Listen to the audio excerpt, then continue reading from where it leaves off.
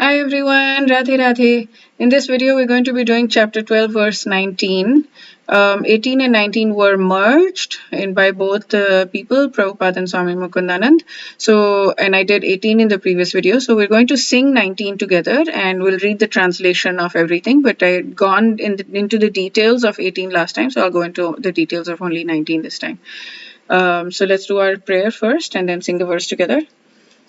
ॐ नमो भगवते वासुदेवाय ॐ नमो भगवते वासुदेवाय ॐ नमो भगवते वासुदेवाय. Dear Bhagavan Shri Krishna, thank you so much for giving us this verse and giving us these beautiful words of yours and giving us this information and knowledge that is so easily accessible to us, that can help us attain the highest perfection of life and the deepest joys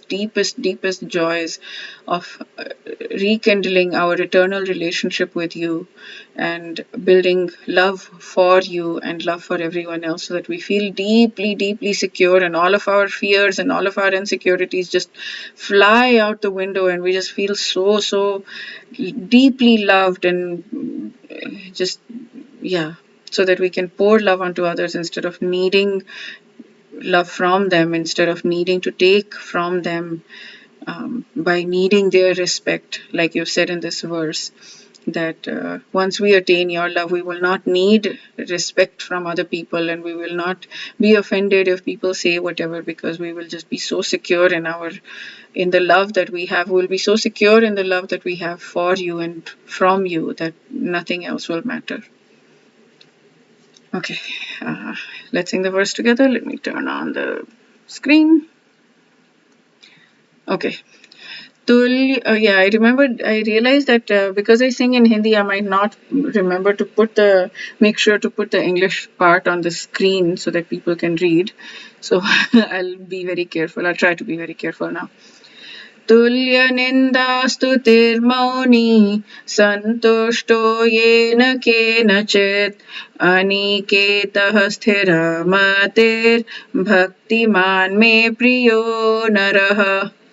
So the last part is this one is always silent and satisfied with anything, who doesn't care for residence, who is fixed in knowledge and who is engaged in devotional service. Such a person is very dear to me. So let me read the whole thing again. One who's 18 and 19. One who is equal to friends and enemies, who is equipoised in honor and dishonor, heat and cold, happiness and distress, fame and infamy, who is always free from contaminating association, bad association, not good association, always silent and satisfied with anything, who doesn't care for any residence, who is fixed in knowledge and who is engaged in devotional service. Such a person is dear to me. Okay, so let's go to these. We discussed all of these in the previous one, the 18 ones. So now let's go to 19. So free from unfavorable association we did last time. Take praise and reproach alike. Okay, so this is the same thing. We don't care what other people are saying, whether we're appreciated by them, whether we're rejected by them, it doesn't matter. All we care about is service to Krishna and service to people. Service to people who Krishna loves, which is everyone, every living soul.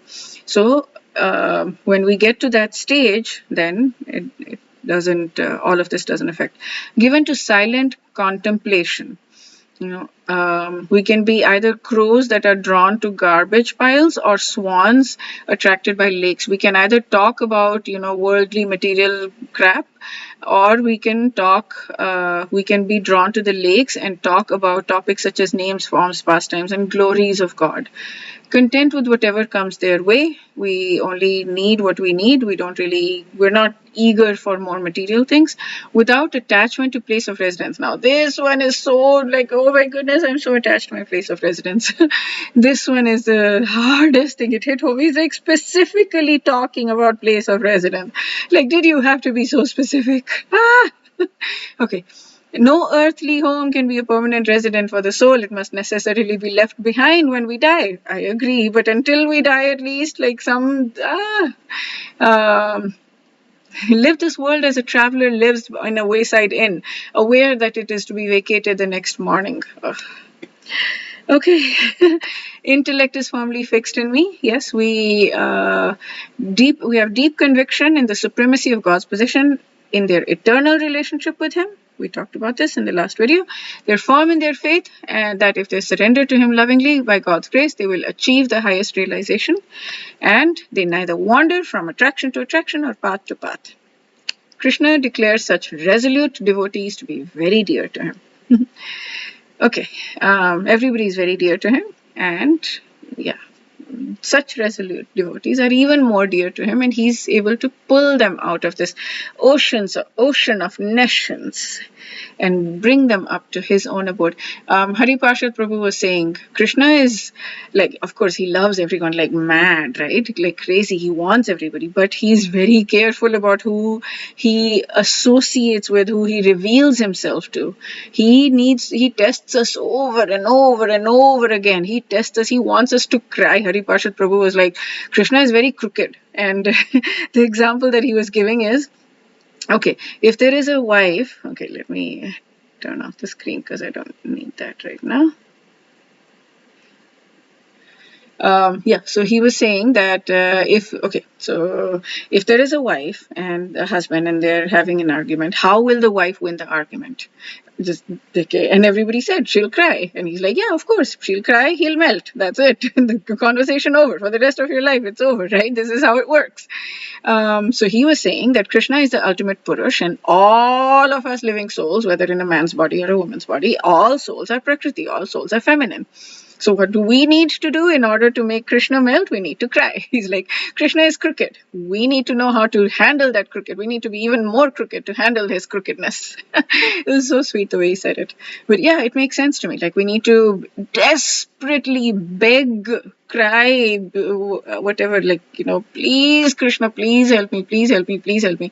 Non-stop Nirantar, as much as we can think about him, we can just beg, please help remove my anarthas, please help give me prem for you, please help me have the ultimate realization, please help me know the truth, whatever, all of those.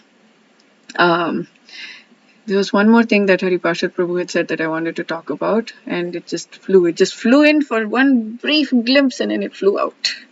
Let me see if I can remember.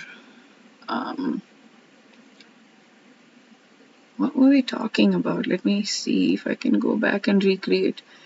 Resolute devotees, to be dear. So he was saying, got it right?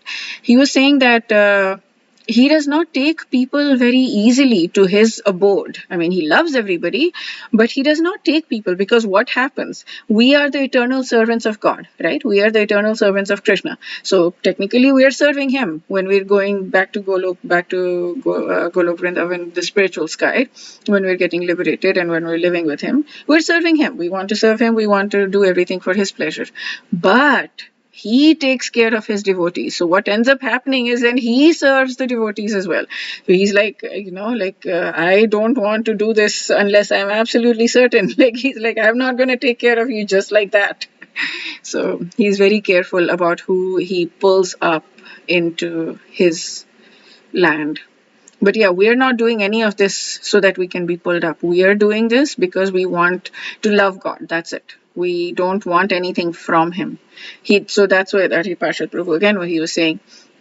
So you just serve him. You just keep saying, please engage me in your service. Please engage me in your service. That's what Prabhupada said. The Hare Krishna Mahamantra means, please engage me in your service. So then Krishna is pleased. Let's say Krishna is pleased and he comes up to you and he's like, okay, I'm pleased with you. What do you want? And you say, nothing. I just want to serve you. He's like, no, tell me what you want. There must be something you want. No, I just want to serve you. Then he's like, whoa, okay, this guy's real. This love is real. Have you ever asked this question, about human beings? Is this person for real? Like, is this real? Is this relationship real? Is this love real? Have you asked that? That's what Krishna is asking. Is this love real? And when it's real, then, fireworks. Fireworks. When our soul is connected with the super soul. Fireworks when there is yoga real yoga, bhakti yoga. Okay, wish you a day filled with lots and lots and lots and lots and lots and lots and lots and lots and lots of Krishna's grace and spiritual growth. Radhe Radhe.